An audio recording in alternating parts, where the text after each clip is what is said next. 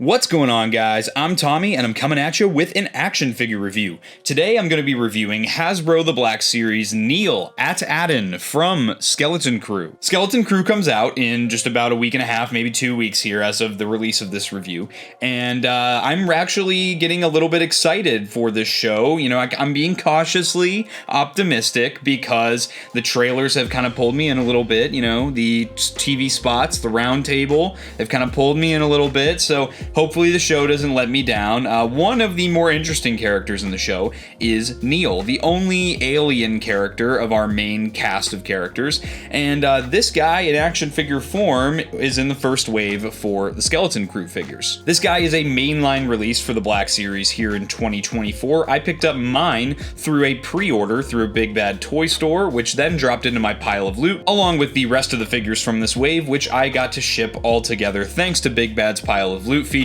And definitely check out Big Bad Toy Store. They have some awesome service. I do all my action figure pre-orders through them. Definitely check them out. So Neel comes in the standard packaging for the Black Series right now. You have your Black Series logo up at the top, a nice plastic window showing you the figure and his accessories. You have in vertical text the character's name, as well as that he is number 2 for the Skeleton Crew subline. Down below the window here, you have the name of the Skeleton Crew series with, again, this yellow color representing the subline. You have your logos down at the bottom. On the side of the box, you have the mural art here. You get to see Neel. He only is about yay big. He's hobbit sized here. On the back of the box, you have the same mural image we saw on the side of the box, blown up quite a bit. We have the Black Series logo, the character's name, and a generic bio for the series in about 1,000 different languages. This bio reads: when 4 kids make a mysterious discovery on their seemingly safe home planet, they get lost in a strange, dangerous galaxy, and finding their way home will be a greater adventure than they ever imagined. We reiterate here that he is number 2 for the Skeleton Crew figures.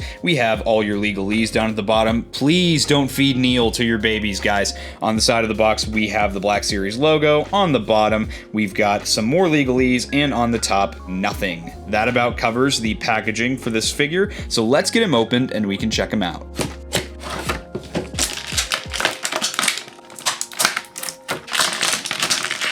Alright guys, here's Neel out of the box. Before we check him out, let's check out the accessories that he comes with. So obviously first here we have the backpack. So all the Skeleton Crew figures come with backpacks here. This one's got some minimal paint applications for it here. I do see some slots to stick some of our accessories in and on this thing, which is really cool. I will give it that. We've got this little, like, I don't know what this is supposed to be here. It's got a little peg hole in it, so I don't know if that's supposed to attach to another accessory or something, but I'm interested to see how this works. We have a hole here, which I'm assuming is for this flashlight here. We do have some paint applications, like this little, I'm assuming, notepad is painted, and then we have this little silver buckle here. The straps are very malleable plastic so that you can get it over the figure's arms.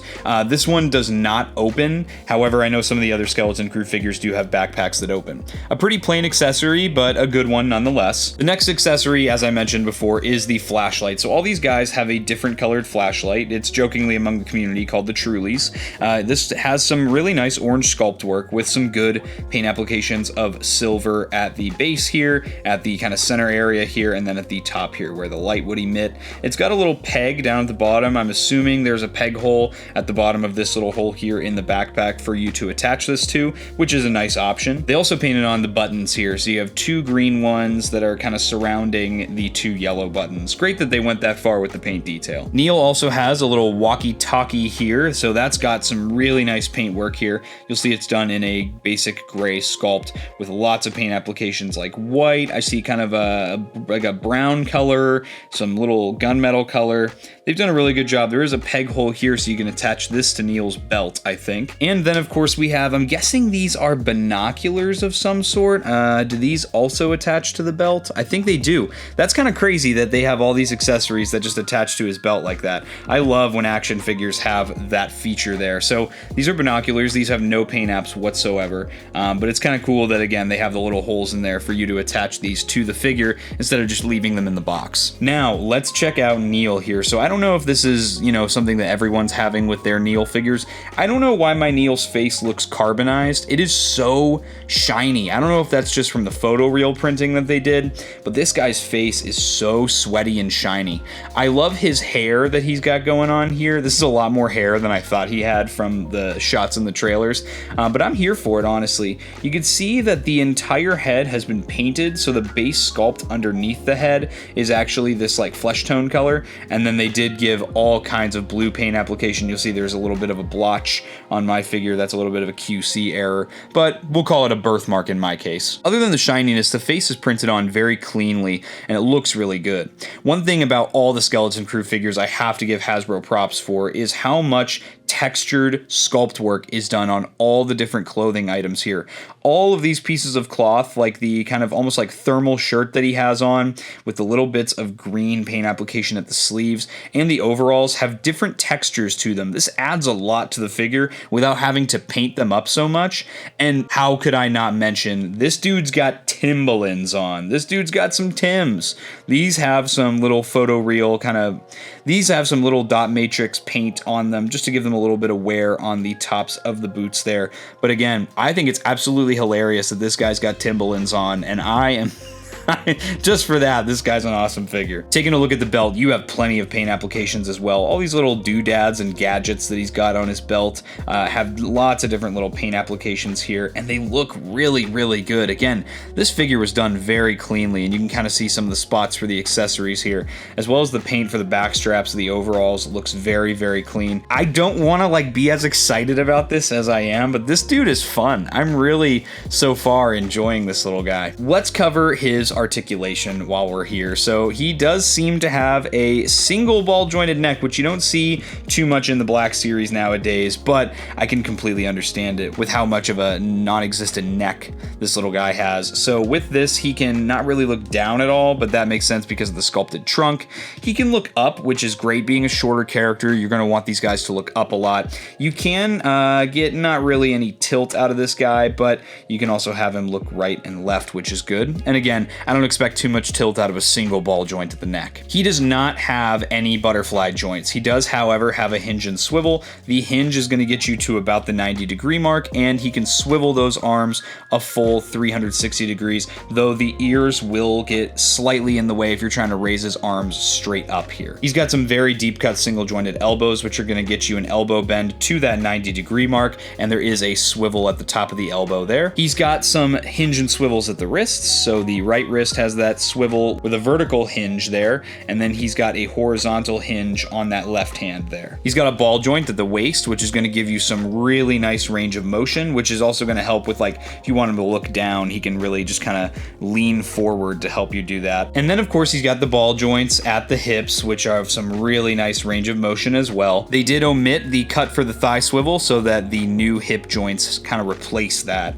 They give you that kind of in and out there. He's got some deep cut single jointed knees. Those knees are going to get you to about that 90-degree mark, and there is a swivel at the top of the knees. And then of course down at the feet, you do have a forward facing pin for rocker for the Tims, as well as a little bit of forward on a hinge there, and just a little bit of back. Again, this guy's pants are very baggy, so you're not going to get terribly much articulation out of those ankles, but it is good enough for, you know, the sculpt work and the character design.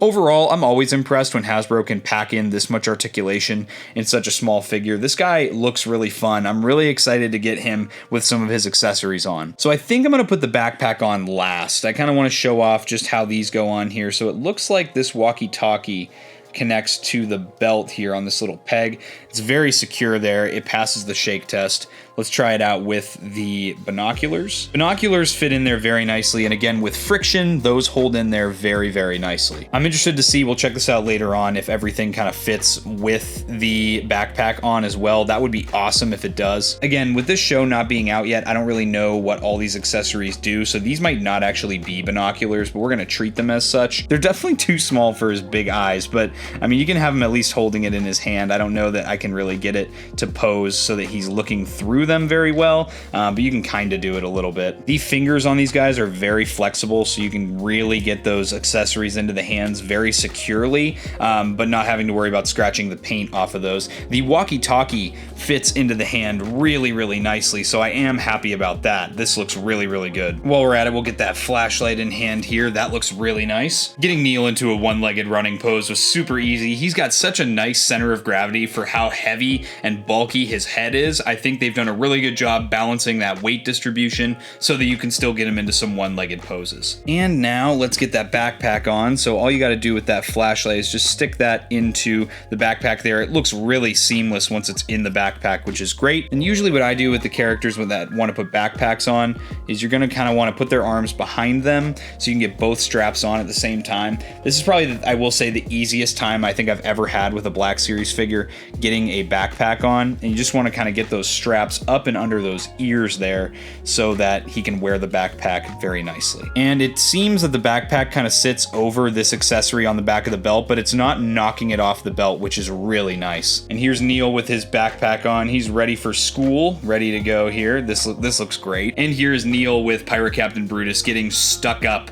for some doubloons here. Overall, guys, this figure is really fun, and I really hope the Skeleton Crew series hits for me because these figures are fun, and you know, as long as the show is good, I have no problem keeping these in my collection. These figures are awesome, and I think they represent the best of what Black Series has to offer as far as sculpting and articulation goes for 2024. If you're looking for some fun figures to add to your collection, specifically an Alien, definitely get Neel. But with that said, guys, I hope you enjoyed this review. If you did and you're not yet subscribed, subscribe to Blitz Transmissions. I've got awesome Star Wars content coming out all the time. Make sure to check out my social media, all of which is linked in the description below. That's going to be all for this review, guys. I'll catch you for the next one, and may the Force be with you.